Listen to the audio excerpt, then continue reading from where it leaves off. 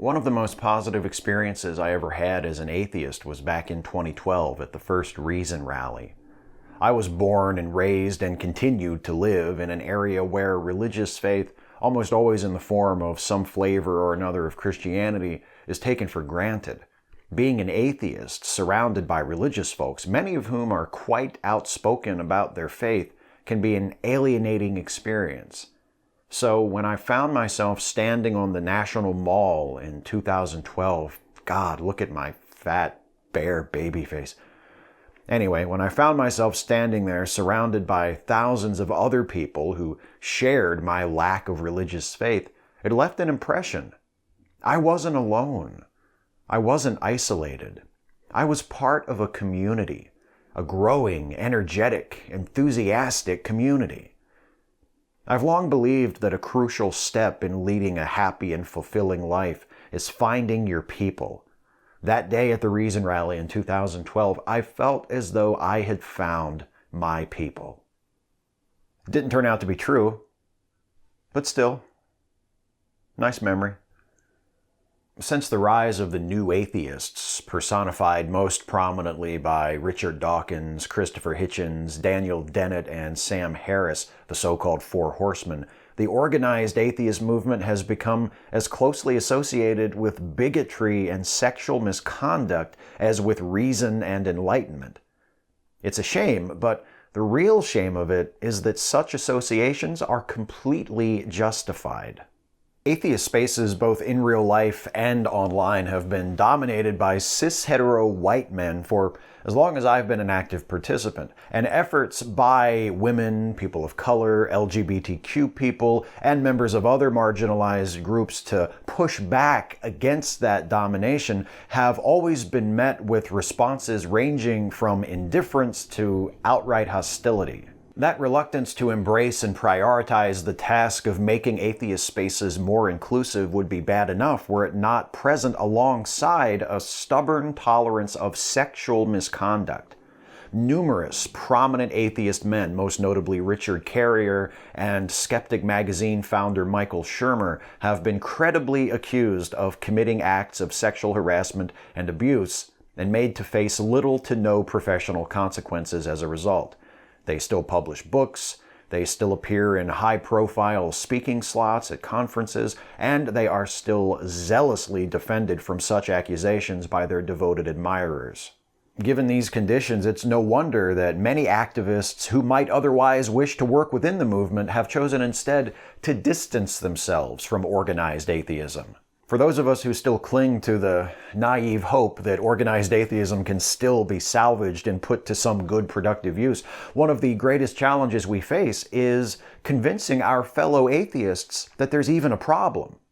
Oh, it's not that difficult to get someone to acknowledge the existence of, say, misogyny or racism or xenophobia within atheist circles, but that acknowledgement is almost always swiftly followed by an attempted dismissal. Oh, sure, there are atheists who are racist or sexist or whatever. I've heard I don't know how many people in the community say, but you can't let a few bad apples spoil the bushel. Most atheists aren't like that.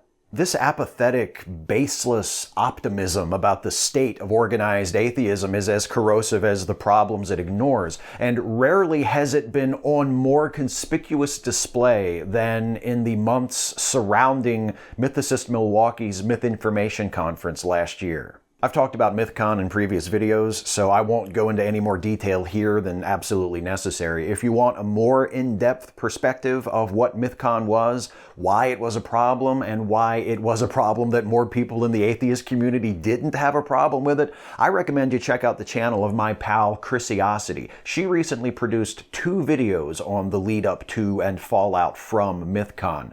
They're both linked in the description of this video. They're excellent. I highly recommend them. When people like Christy Winters, Dan Errol, and myself began speaking out against the organizers of Mythcon for choosing to associate themselves and their event with some of the most toxic voices in the atheist community, including several YouTubers who built their followings by promoting rape apology and inciting abuse and harassment against feminists and racial equality activists. We were met not only by attacks from the people we were protesting, which was to be expected, but also by a worried disapproval from people we assumed would have been on our side of things. People who had presented themselves as progressive, tolerant, and socially conscious. What I realized as a result of the Mythcon debacle, and what many people knew already, was that for a lot of folks, supporting equality and justice is about theory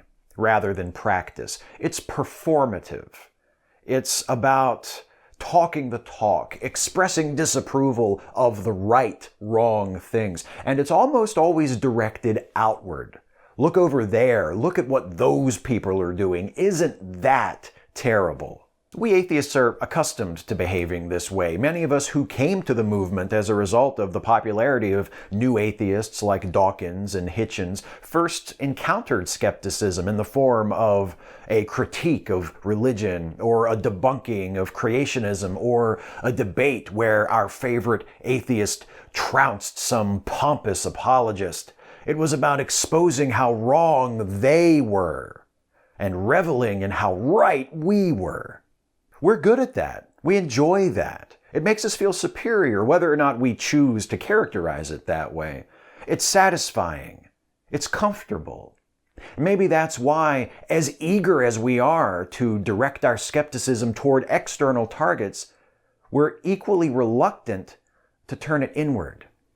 Because skeptically examining our own communities, our organizations, our heroes, ourselves, is not satisfying, at least not at first. And it's not comfortable. Pointing out the shortcomings of others is easy. Listening while others point out your shortcomings is hard. And harder still is taking it in, giving those criticisms a fair hearing, acknowledging those shortcomings. And hardest of all is taking that acknowledgement of your own shortcomings and translating it into productive action. Hardest of all is trying to change.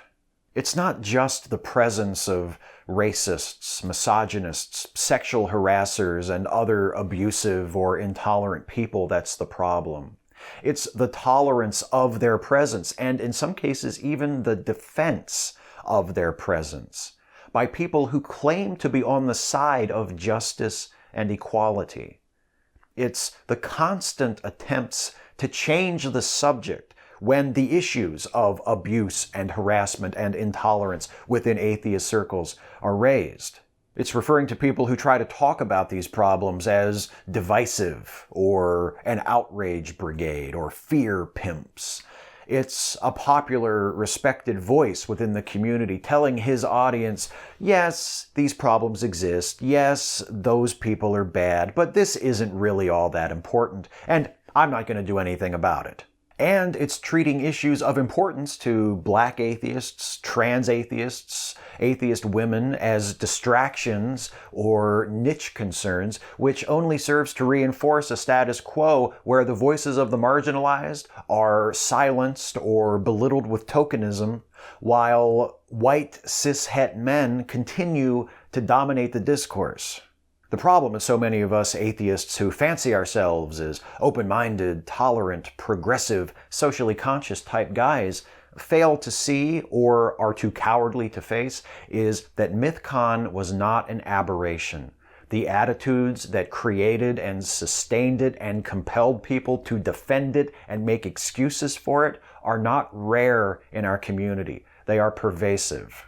This state of affairs goes well beyond the atheist community, of course. One of the most difficult realizations I had to come to following the election of Donald Trump as President of the United States was that he was not an aberration either. He was not an alien. He was a product of our society. He was of us. To focus exclusively on him and not the factors that elevated him to the presidency would be to treat the symptom while ignoring the disease. It's less daunting to regard people like Trump or events like Mythcon as aberrations, because then the fix is relatively simple. Just win the next election. And that's if you decide that it's a problem even worth worrying about in the first place. Maybe you should just let them have their shitlord conference next time. I mean, what do you care? Sure, it was embarrassing when all those people applauded for the guy who publicly taunted a woman about her sexual assault, but don't blow it out of proportion. Don't you know that trying to stop intolerant people from spreading their intolerance makes you just as bad as they are?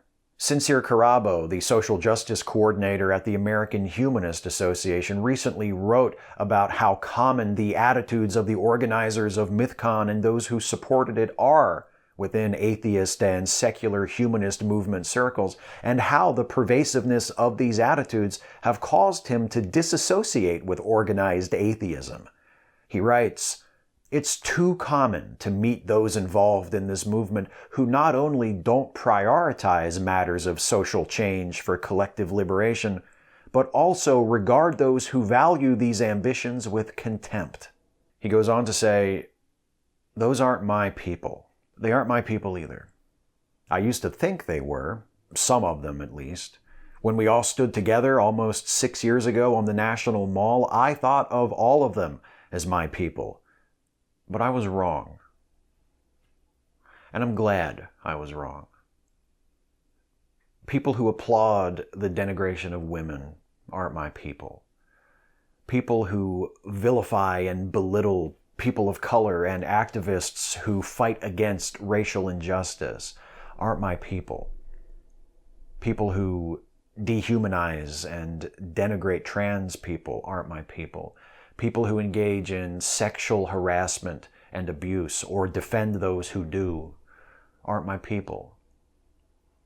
And people who know that all of those things happen all the time in their own community and look the other way aren't my people either.